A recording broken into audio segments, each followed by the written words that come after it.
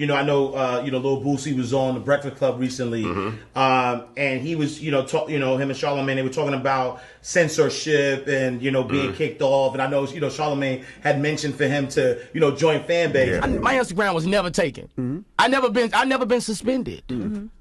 To be expelled forever, so I wasn't feeling that. So I know it's a, but I got my opinions. I can say what I want, Not on them people platform. Right, and they showed me. They showed me. Why you don't go to fan base? I got all kind of people trying to. I got Chineses. I got everybody trying to, create me a. You got what kind of nieces? Chineses. What's Chinese? Nieces? Chinese people. Oh, Chinese. Oh, yeah. I was like, who nieces trying to get with your pussy?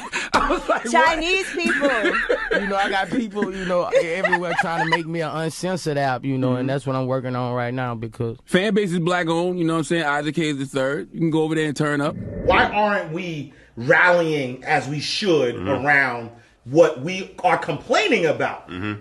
Well, it's a tough conversation to have. Yeah. Some people may or may not agree, but I believe that I'm from Atlanta, lived here my whole life, and there's a different type of energy and understanding of what it's like to be black in Atlanta than it's like to be anywhere else.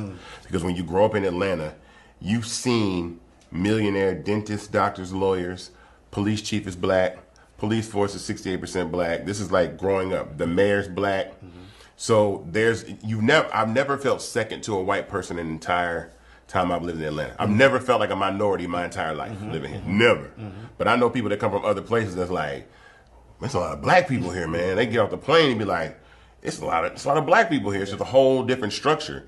So what I tell people all the time is if you don't grow up in a place that has a significant black population with black political power, you grow up with something I call a minority mindset, which means you understand that white people run white supremacy runs everything, and then you fall somewhere in second or third place. You got to get in where you fit in. So what I think happens in our community is we, without realizing it, we cannot see ourselves on the level of white people doing the things that they do. So when Boosie was asked that question about how come he doesn't join Fanbase, he says, well, I have Chinese people wanting to build me apps. So I have a bunch of people, right?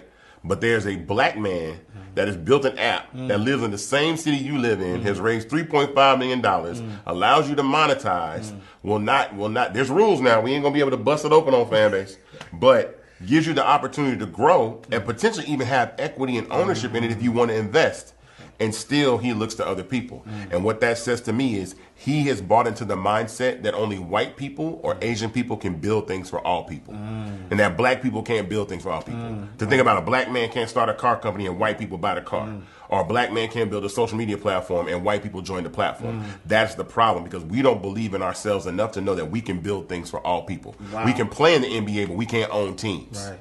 So we have to break that mindset, and it's going to happen. I mean, absolutely, because we control the culture. When you put culture and social media and technology together, there's an energy that happens that will really pave the way, especially through investing and having. These are multi-billion-dollar companies. Like TikTok is worth $436 billion. Instagram is a $200 billion plus company. Facebook is $900 billion company. And these companies live and exist off black culture. I say this to not be offensive at all to our white brothers and sisters. But if everybody black left social media tomorrow, it would look like a West Elm catalog. It'd be pets and dogs and people going to the park, but these clapbacks, these clapbacks and humor that we put on Twitter, these dances we put on TikTok, right? This humor that we put on Instagram, the conversations that we're having and the culture we're bringing to Clubhouse will be non-existent.